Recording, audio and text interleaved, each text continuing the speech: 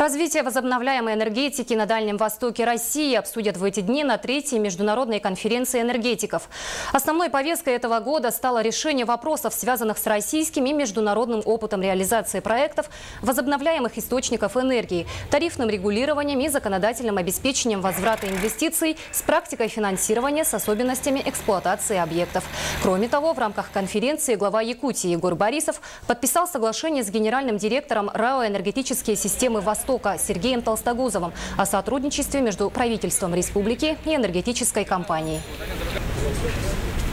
Сахаэнерго и Якутэнерго и РАО из Востока проводят большую работу по реконструкции, по модернизации локальной энергетики. В связи с тем, что у нас в Момском районе, Булунском районе, Верхоянском районе эта проблема до конца не решается, принято решение участия Республики Саха-Якутия в софинансировании этих проектов для того, чтобы ускорить решение этой проблемы.